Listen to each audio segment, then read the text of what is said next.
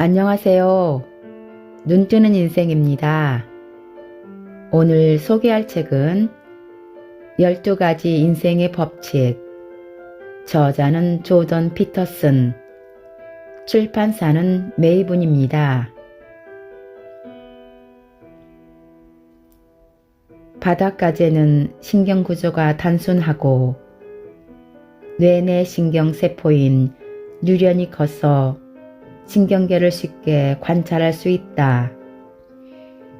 이런 특징 덕분에 과학자들은 바닥가재의 신경회로를 정확히 그려낼 수 있었다.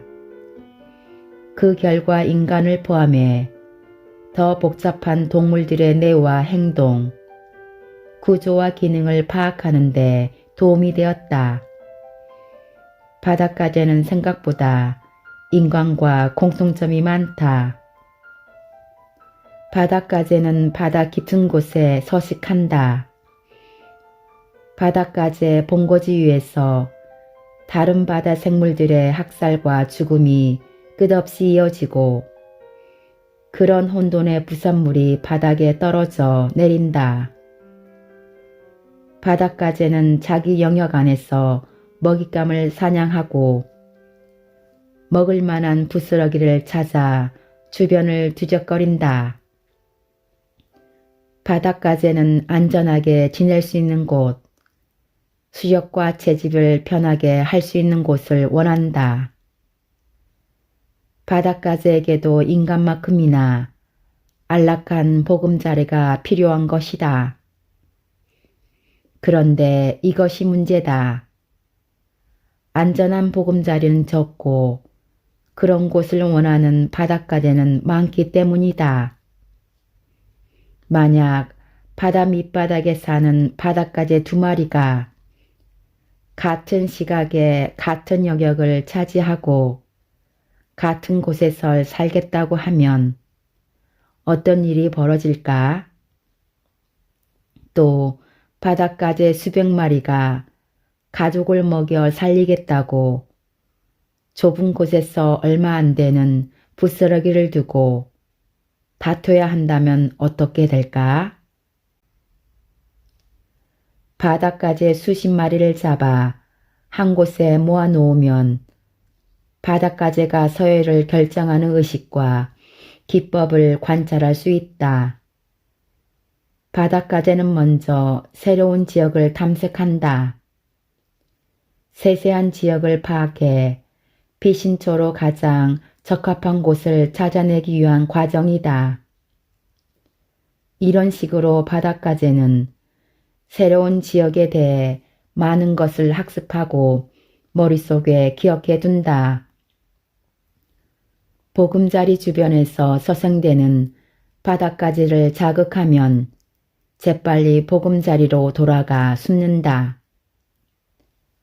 보금자리에서 멀리 떨어진 바닥가재를 자극하면 어떻게 될까? 가장 가까이 있는 피신처로 달아난다. 그 피신처는 과거에 확인하고 기억해 둔 곳이다. 바닥가재에게는 천적과 자연의 여러 위협으로부터 안전하게 휴식할 수 있는 은신처가 필요하다. 게다가 바닥가재는 성장하기 위해 탈각 과정을 거쳐야만 한다. 즉, 단단한 껍데기를 벗어야 한다는 뜻이다. 새로운 껍데기가 만들어지는 동안 바닥가재의 부드러운 몸이 외부 환경에 아무런 보호장치 없이 노출된다. 이때 바이툼 틈새는 바닥가재에게 훌륭한 보금자리가 된다. 벗은 껍데기와 폐기물로 입구를 막을 수 있는 곳이라면 더할 나위 없이 좋다. 새로운 껍데기가 만들어질 때까지 바닥가재가 아늑하게 지낼 수 있기 때문이다. 하지만 어느 지역이든 최상급 보금자리는 극소수에 불과하다. 매우 드문 만큼 가치가 크다. 다른 모든 바닷가재도 그런 곳을 찾아 헤매기 때문이다. 좋은 은신처를 찾아 탐험하는 바닷가재들은 결국 서로 마주친다. 학자들은 외톨이로 자란 바닷가재도 다른 바닷가재와 마주쳤을 때 어떻게 행동해야 하는지 본능적으로 알고 있다는 것을 발견했다. 때때로 바닷가재는 상대방 집게발이 자기 것보다 훨씬 크면 싸우지 않고 물러서기도 한다. 압도적인 힘의 차이로 큰 충돌 없이 분쟁이 마무리되는 경우는 비교적 평화로운 1단계 분쟁이다. 하지만 몸집과 능력이 엇비슷하거나 분출된 액체에 충분한 정보가 담겨 있지 않으면 2단계 분쟁으로 넘어간다. 둘 중 더 겁 많은 녀석이 꼬리를 휙 돌려 뒷걸음질로 자리를 뜬다. 만약 어느 쪽도 물러서지 않고 팽팽하게 대치할 경우 3단계 분쟁으로 넘어간다. 이번엔 진짜 전투가 벌어진다. 어느 쪽도 상대를 뒤집지 못하거나 뒤집힌 녀석이 싸움을 포기하지 않으면 바닷가재의 충돌은 4단계 분쟁으로 넘어간다. 적어도 한 녀석은 어쩌면 두 녀석 모두 치명적인 상처를 입을 가능성이 크다. 두 바닷가재는 빠른 속도로 서로에게 접근한다. 패자는 거의 살아남을 수 없다. 특히 패자가 승자 영역에서 빠져나오지 못한다면 처절한 응징을 당하고 만다. 싸움에서 패배한 바닷가재는 더 싸우려 들지 않는다. 싸우는 동안 보여준 패기 넘치는 공격성은 사라지고 다른 적은 물론 예전에 이겨본 적하고도 싸우려 하지 않는다. 패배한 경쟁자는 자신감을 완전히 잃는다. 그런 상태가 며칠씩 지속되기도 한다. 특히 영역을 지배하던 바닷가재가 패배하면 그 바닷가재의 뇌 구조는 완전히 해체되어 약재에 적합한 새로운 뇌가 만들어진다. 영역 지배자 시절의 뇌는 약자로 전락한 후에 상황을 감당할 수 없다. 따라서 실질적으로 완전한 해체와 재형성 과정을 거쳐야 한다. 사랑을 잃거나 직장 혹은 사업에서 큰 실패를 겪은 후 고통스러운 변화를 경험한 사람이라면 영역의 지배자에서 패배자로 추락한 바닷가재의 상황을 이해할 수 있을 것이다. 뇌화학, 즉 신경화학적 관점에서 패배한 바닷가재와 승리한 바닷가재는 크게 다르다. 이런 차이는 승리와 패배를 받아들이는 자세에서도 나타난다. 바닷가재가 자신만만한 모습인가 아니면 위축된 모습인가는 신경세포의 교감을 조절하는 두 화학물질인 세로토닌과 옥토파닌 비율에 따라 결정된다. 승리하면 세로토닌 비율이 높아지고 패배하면 옥토파민 비율이 높아진다. 세로토닌 수치가 높고 옥토파민 수치가 낮은 바닷가재는 자신감 넘치는 모습으로 으스대며 걷는다. 도전을 받아도 움츠리거나 물러서지 않는다. 실제로 세로토닌은 바닷가재의 몸을 유연하게 만든다. 유연한 바닷가재는 부속기관들을 쭉 뻗어 더 크고 무섭게 보일 수 있다. 방금 싸움에 패한 바닷가재에게 세로토닌을 주입하면 팔다리를 쭉 뻗으며 다시 승자에게 덤벼들어 예전보다 더 오래, 더 치열하게 싸운다. 우울증 환자에게 처방되는 약물인 선택적 세로토닌 재흡수 억제제도 거의 똑같은 화학적 효과를 일으킨다. 대표적인 우울증 치료제 프로작이 바닷가재의 행동을 활성화하는 데에도 효과를 발휘했다. 생명의 진화적 연관성을 보여주는 놀라운 실험 결과다. 세로토닌 수치가 높고 옥토파민 수치가 낮다는 것은 승리한 바닷가재의 특징이다. 반대로 세로토닌 수치가 낮고 옥토파민 수치가 높은 바닷가재는 후줄근하고 무기력하고 위축된 모습을 보인다. 길 모퉁이에서 어슬렁대다 시비가 붙을 낌새가 보이면 불이 나게 도망칠 듯한 인상을 준다. 실제로 세로토닌과 옥토파민은 바닷가재가 달아나야 할 때 황급히 뒤로 물러서는 데 도움을 주는 꼬리 반응을 조절하기도 한다. 패배한 바닷가재는 아주 약한 자극으로도 그런 반응을 보인다. 전쟁터에서의 끔찍한 경험 때문에 외상 후 스트레스 장애에 시달리는 군인이나 장기간 학대를 경험한 아동에게 놀라운 반사 실험을 해보면 거의 똑같은 반응을 보인다. 영역 다툼에서 패한 바닷가재가 용기를 되찾고 다시 싸움에 나설 때 승률은 어떻게 될까? 이들의 누적 기록을 통계적으로 분석해보면 또다시 패할 가능성이 일반적인 예상보다 더 크다. 한마디로 승리를 거둔 상대가 다시 승리할 가능성이 더 크다는 뜻이다. 인간 사회가 그렇듯이 바닷가재 세계에서도 승자가 모든 것을 독식한다. 인간 사회에서는 상위 1%의 자산 총액이 하위 50%의 자산 총액과 비슷하다. 상위 85명의 부자가 하위 35억 명의 재산을 모두 합한 액수만큼 가지고 있다.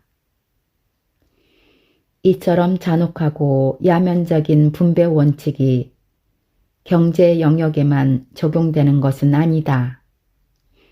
예를 들어 창의성이 필요한 영역에도 그대로 적용된다. 주요 과학 논문 대부분은 소수 과학자가 발표하고 극소수 음악인이 저작권료 대부분을 가져간다. 또한 몇 안 되는 작가의 책이 판매 부수의 대다수를 차지한다. 미국에서 매년 150만 종의 책이 출간되는데 그중 10만 부 이상 팔리는 책은 500종에 불과하다. 클래식 음악계 사정은 더 심하다. 요즘 오케스트라가 연주하는 곡 중 대다수는 단 4명의 작곡가, 즉 바흐, 베토벤, 모차르트, 차이콥스키 작품이다. 바흐는 1000편이 넘는 작품을 남겨 그가 남긴 모든 악보를 손으로 옮겨 쓰려면 수십 년이 걸릴 정도이지만 자주 연주되는 작품은 극히 일부다. 다른 세 작곡가도 크게 다르지 않다. 결국 무수히 많은 클래식 음악 작곡가 중 소수의 작곡가가 쓴 작품, 그 중에서도 소수의 작품만이 전 세계 사람들이 즐겨 듣는 클래식 음악의 거의 전부를 차지한다. 이 원칙을 프라이스 법칙이라고도 하는데 20세기 초 이탈리아 경제학자이자 사회학자인 빌프레도 파레토는 부의 분배에 이런 원칙이 적용된다는 사실을 발견했다. 이를 파레토 분포라고 한다. 실제로 이런 불평등한 분배 원칙은 정부 형태를 막론하고 지금까지 연구된 모든 사회에 적용되는 듯하다. 이 원칙은 간혹 마태의 원칙이라고도 불리는데 이는 예수 그리스도의 가장 가혹한 가르침이라 여겨지는 무릇 있는 자는 받아 풍족하게 되고 없는 자는 그 있는 것까지 빼앗기리라 에서 유래한 것이다. 다시 신경질적인 바닷가재로 돌아가 보자. 바닷가재가 서로 상대를 시험하며 누가 약자이고 누가 강자인지 누가 널찍한 보금자리를 차지할지를 결정하는 데는 오랜 시간이 걸리지 않는다. 그 결과로 형성된 서열 관계는 무척 안정적이다. 서열 싸움에서 승패가 결정되면 승자는 더디미를 위협적으로 지켜세우고 패자는 모래를 뻐끔뻐끔 내뿜며 사라진다. 애초에 힘이 약한 바닷가재는 아예 서열 싸움에 끼어들지 않고 낮은 지위를 감사하는 대신 팔다리를 온전하게 지키는 쪽을 택한다. 반면에 좋은 보금자리를 차지하고 안전하게 휴식을 취하며 편하게 배를 채우는 최상의 바닷가재는 틈만 나면 영역에 대한 지배권을 과시한다. 매일 다른 바닷가재를 찾아다니며 보금자리에서 쫓아내는 심수를 부린다. 그럼으로써 자신이 대장이라는 사실을 확인시켜준다. 바닷가재 이야기가 도대체 인생 법칙과 무슨 상관이 있을까? 뭔가 인간 사회와 비슷한 느낌이 있다는 것 말고도 꽤 밀접한 관계가 있다. 첫째는 바닷가재가 이런저런 모습으로 3억 5천만 년 넘게 이 땅에서 살고 있다는 사실이다. 3억 5천만 년은 정말 긴 시간이다. 예를 들어 공룡은 6,500만 년 전 멸종될 때까지 약 2억 년을 살았다. 지구에 등장한 지 30만 년밖에 되지 않은 인간에게 공룡이 살던 2억 년의 시간은 짐작할 수 없는 시간이다. 하지만 이렇게 오래 산 공룡도 바닷가재에게는 한때 반짝했다가 사라진 뜨내기에 불과하다. 아직 나무가 있지도 않던 3억 년 전 생명체의 뇌와 신경계는 아주 단순했다. 바닷가재는 지금도 그때의 신경계와 크게 다르지 않다. 그런데 그 단순한 뇌와 신경계에서도 사회적 지위와 계급에 대한 정보를 처리하는 신경화학이 작동하고 있었고 지금까지 이어지고 있다. 이는 다시 말해 서열 구조가 생명체의 생존과 적응에 필수적이었다는 뜻이다. 이 점이 이 글의 핵심이라 할 만큼 중요한 부분이다. 서열 구조는 사회적 특성이나 문화적 특성으로 보는 것은 적합하지 않다. 어림잡아 5억 년 동안 존재해온 생명체의 특징이기 때문이다. 그 정도 시간이라면 영원히 존재하는 것으로 보는 것이 옳다. 서열 구조는 자본주의도 아니고 공산주의도 아니다. 군산복합제도 아니고 가부장제도 아니다.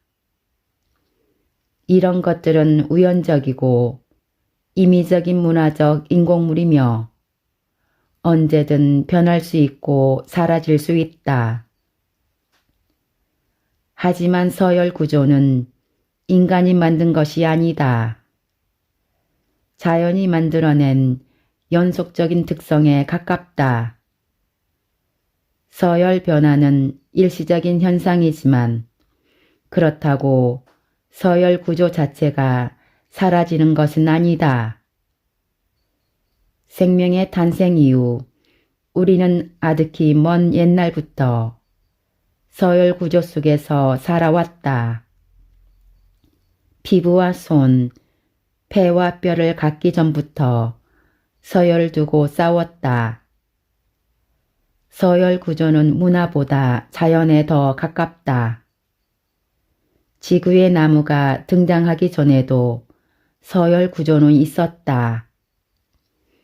따라서 서열 구조 내에서 자신의 위치를 파악하는 뇌 영역은 아주 오래전에 생성된 뇌에서 가장 원초적인 부분이다. 뇌는 인간의 지각과 같이 정서와 생각, 행동을 조절하고 의식과 무의식의 모든 면을 지배한다. 그래서 패배나 실패를 경험한 인간은 서열 싸움에서 진 바닷가재와 비슷하게 행동한다. 어깨가 처지고 고개를 숙인 채 걷는다. 자신감을 잃고 의기시침해지며 마음이 약해지고 불안함을 느낀다. 상황이 나아지지 않으면 만성적인 우울증으로 발전하기도 한다. 이렇게 활기 없고 소극적인 태도 때문에 강자들의 먹잇감으로 전락하기 쉽다. 인간과 바닷가재는 행동과 경험에서만 유사한 게 아니다. 기본적인 신경화학도 여러 부분에서 똑같다. 바닷가재의 자세와 공격성에 영향을 미치는 신경화학 물질 세로토닌부터 살펴보자. 서열이 낮은 바닷가재의 세로토닌 수치는 비교적 낮은 편이다. 서열이 낮은 인간 역시 그렇다. 세로토닌 수치는 패배할 때마다 더 낮아진다. 세로토닌 수치가 낮다는 것은 자신감이 없다는 뜻이고 스트레스에 더 많이 노출된다는 뜻이다. 육체적으로도 더 힘들다. 서열 구조가 낮을수록 수시로 뜻하지 않은 사건에 휘말리기 때문이다. 당연히 그런 사건은 대부분 좋지 않은 일이다. 인간이나 각각류나 세로토닌 수치가 낮으면 행복감이 떨어지고 고통과 불안이 증가하며 질병에 걸릴 위험도 커지고 오래 살 확률이 낮다. 서열 구조 상위 집단은 세로토닌 수치가 높고 질병과 고통을 겪을 확률이 낮으며 수명도 길다. 절대 소득이나 음식물 섭취량 등 다른 변수가 같아도 서열과 세로토닌 수치에 따라 양상은 다르게 나타난다. 따라서 서열 구조의 중요성은 절대적이다. 뇌에서 사회적 위치를 평가하는 기능을 담당하는 그 부분은 자신이 다른 사람들에게 어떤 대우를 받는지 관찰한다. 그렇게 수집한 증거를 근거로 뇌는 우리의 가치를 결정하고 우리에게 지위를 부여한다. 동료들이 우리를 별 볼 일 없는 사람으로 여기면 세로토닌 분비가 줄어든다. 그러면 부정적인 감정을 일으키는 사건이나 환경에 신체적으로나 심리적으로 더욱 강하게 반응한다. 이런 상황에서는 빠른 반응이 필요하다. 최하층에서는 비상사태가 자주 일어난다. 따라서 어떤 상황에서든 생존할 준비가 되어 있어야 한다.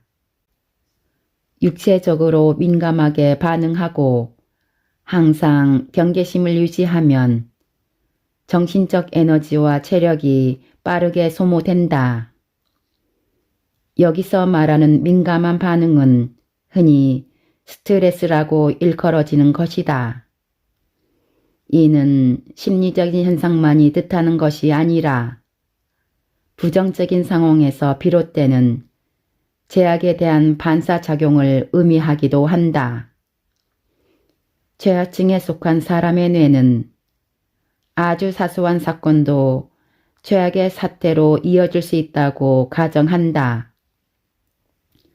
그러나 당신이 높은 지위에 있다면 뇌 속의 계산기는 보금자리가 안전하고 편안하며 먹을 것도 많다는 것을 안다. 당신에게 피해를 줄 사건이 일어날 확률이 낮으므로 웬만한 일은 대수롭지 않게 넘어간다. 변화를 위협이 아닌 기회로 여긴다. 세로토닌이 다량으로 분비된 덕분에 자신감이 넘치고 차분한 모습으로 보이며 허리를 곧게 펴고 당당한 자세를 취한다. 그런데 때때로 뇌의 계산기가 제대로 작동하지 않을 수 있다. 수면과 식사가 불규칙할 때 계산 기능이 장애를 일으키는 경우가 많다. 불확실한 상황을 만나면 계산기가 혼란에 빠진다. 몸은 무수히 많은 부분이 연결되어 있어서 완벽하게 준비된 오케스트라처럼 유기적으로 작동해야 한다. 모든 부분이 각자의 역할을 제때 제대로 해야 한다. 그렇지 않으면 소음과 혼란이 발생한다. 규칙적인 활동이 필요한 것도 이 때문이다. 우리가 매일 반복하는 일상적인 행위는 자동화되어야 한다. 안정되고 신뢰할 만한 습관으로 자리 잡혀야 한다는 뜻이다. 그래야 일상적인 행위에서 복잡성이 줄어들어 단순해지고 예측 가능성이 커진다. 이런 현상은 어린아이의 모습에서 분명히 확인할 수 있다.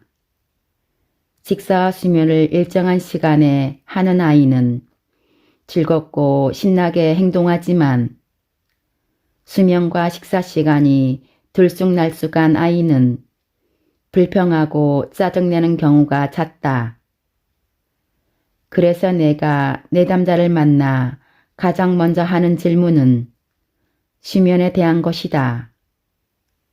일반적으로 사람들이 잠을 깨는 시간에 일어나는지 매일 비슷한 시간에 잠을 자는지 묻는다.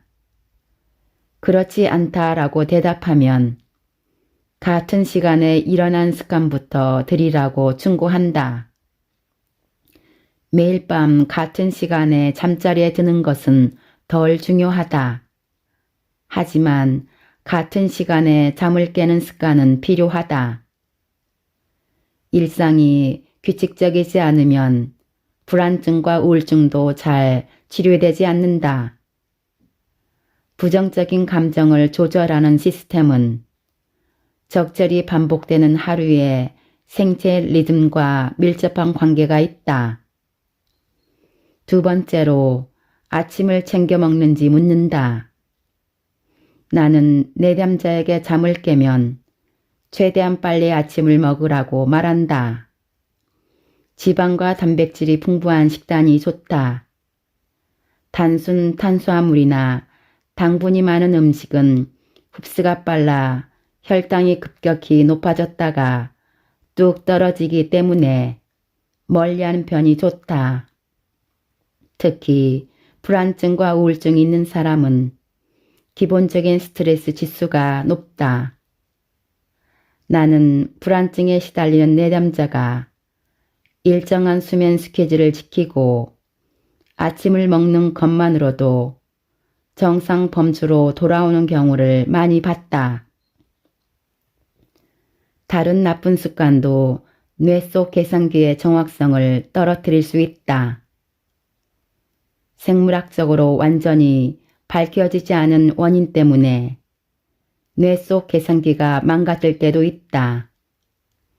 나쁜 습관 때문에 복잡한 양성순환고리가 작동하면서 계산기 기능이 떨어지기도 한다. 양성순환고리는 마이크, 앰프, 스피커처럼 기본적으로 입력 탐지기, 증폭기, 출력 장치로 구성된다. 공연장 스피커에서 귀청이 찢어질 만큼 큰 소음이 나서 깜짝 놀란 경험이 대부분 있을 것이다. 이것이 바로 양성순환 고리가 만들어낸 현상이다. 마이크 소리를 앰프에 전달하고 스피커가 그 소리를 내보낸다. 그런데 마이크가 스피커 가까이 있거나 소리가 너무 크면 그 소리가 다시 마이크에 포착되어 음향 장치를 통과하게 된다. 그러면 소리가 과도하게 증폭되고 그런 상황이 계속되면 견디기 어려울 정도의 큰 소리가 나서 자칫하면 스피커가 망가질 수 있다. 인간의 삶에서도 이처럼 파괴적인 순환작용이 빈번하게 일어난다. 이런 현상은 보통 정신질환으로 분류되지만 꼭 정신적인 문제와 관련이 있는 것은 아니다. 정신적인 것과는 전혀 상관없는 상황에서 일어나는 경우도 많다. 알코올이나 기분에 영향을 주는 약물에 중독되는 현상이 가장 대표적인 양성순환 고리 과정이다. 뇌와 몸과 사회는 상호작용하며 양성순환 고리에 휘말릴 수 있다.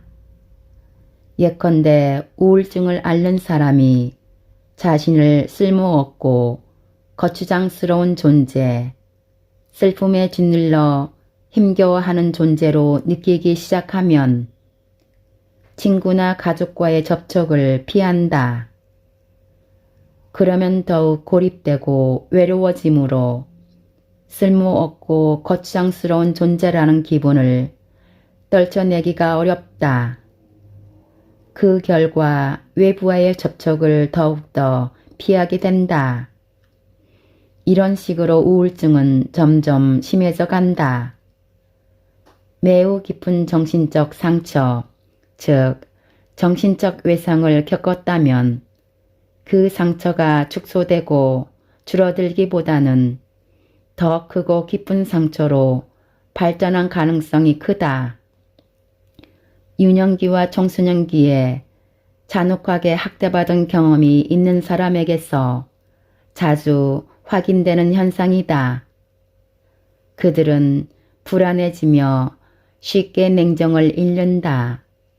또한 도전과 반발로 오해받을지도 모른다는 걱정에 고개를 푹 숙이고 상대와 눈을 마주치지 않으려 한다. 학대에서 비롯된 상처는 학대가 끝난 후에도 지속될 수 있다. 어렸을 때 괴롭힘을 당한 사람이 자라서 큰 성공을 거두어 상당히 높은 지위에 올랐다고 해보자. 하지만 그는 성공의 기쁨을 제대로 누리지 못한다. 과거 암울한 현실에 적응하는 데 필요한 생적 반응이 이제는 역효과를 내기 때문이다.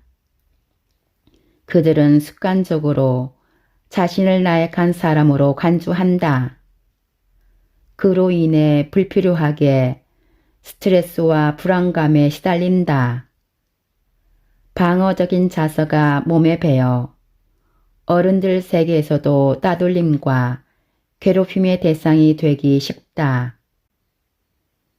이때 가해자들은 일반적인 기준에서 성공하지 못한 사람들이다. 과거의 학대가 남긴 심리적 상처 때문에 성인이 된 후에도 학대받을 가능성이 큰 것이다. 하지만 상식적으로 생각할 때 그들이 학대당할 이유는 없다. 다양한 교육과 경험을 통해 지적으로 성숙해졌고 예전에 살던 곳에 살지 않으며 객관적인 지위도 향상되었기 때문이다. 피해자들이 괴롭힘을 당하는 이유 중 하나는 맞서 싸울 힘이 없기 때문이다. 상대보다 신체적으로 약한 사람들이 괴롭힘을 많이 당한다. 그런데 괴롭힘을 당하는 가장 흔한 이유는 맞서 싸울 생각이 없기 때문이다. 이는 기질적으로 동정심이 많고 자기 희생적인 사람에게서 주로 나타나는 현상이다. 특히 저항을 부정적으로 생각하는 사람 혹은 과학적 성향을 지닌 사람을 맞닥뜨릴 때 그에 따른 고통을 묵묵히 받아들이는 사람 등이 이에 속한다. 잘 우는 아이일수록 괴롭힘을 당하는 일이 많은 것처럼 말이다. 또 공격적인 행동은 무조건 잘못된 행동이라고 생각하는 사람들 역시 피해자가 될 가능성이 크다. 그들은 합당한 분노의 감정 역시 비도덕적이라고 생각한다. 당신은 어쩌면 보잘것없고 변변하지 못한 삶을 살고 있을 수도 있고 그렇지 않을 수도 있다. 지금까지 지질하게 살았다고 해서 남은 인생을 계속 그렇게 살 필요는 없다. 세상 모든 나쁜 습관을 다 가진 사람일 수도 있고 그렇지 않은 사람일 수도 있다. 나쁜 자세를 타고났더라도 집에서나 학교에서 구박받고 괴롭힘을 당했더라도 계속 그렇게 살 이유는 없다. 상황은 끊임없이 바뀐다. 만약 당신이 싸움에서 진 바닷가재처럼 쭉 늘어진 자세로 다니면 사람들은 당신을 지위가 낮은 사람이라고 생각할 것이다. 인간과 갑각류가 모두 가지고 있는 뇌 속 가장 깊숙한 곳에 서열 계산기도 당신의 서열 순위를 낮게 평가할 것이다. 그러면 뇌에서 나오는 세로토닌의 양이 줄어든다. 행복감이 떨어지고 불안감과 슬픔은 커진다. 당당하게 자기 목소리를 내야 할 때 패배를 인정하고 뒤로 물러서게 된다. 좋은 사람들과 함께하고 최고의 기회를 얻으며 건강하고 매력적인 배우자를 만날 확률도 줄어든다. 미래에 대한 희망이 없어서 알코올을 남용할 가능성이 커지고 심장질환이나 암, 치매에 걸릴 가능성도 커진다. 어느 면으로 보나 좋은 결과로 이어지는 경우는 거의 없을 것이다. 상황이 끊임없이 바뀌듯 당신도 변화할 수 있다. 앞서 말한 양성순환 고리는 효과에 효과를 더하기에 부정적인 방향으로 작동하면 파괴적인 역효과를 낳을 수 있지만 그와 반대로 엄청난 성공의 원동력이 될 수도 있다. 일단 하나를 얻는데 성공했다면 더 많은 것을 얻을 것이다. 이는 바로 프라이스의 법칙과 파레토 분포가 증명하는 또 하나의 희망적인 교훈이다. 개인적이고 주관적인 영역에서도 긍정적인 순환고리가 작동할 수 있다. 몸짓 언어 변화에 따른 심리 변화가 대표적인 예다. 심리 실험 참가자에게 얼굴 근육을 한 번에 하나씩 움직여 슬픈 표정을 지어달라고 요청하고 심리 상태를 확인하면 그런 표정을 짓는 과정에서 더 슬퍼졌다고 대답한다.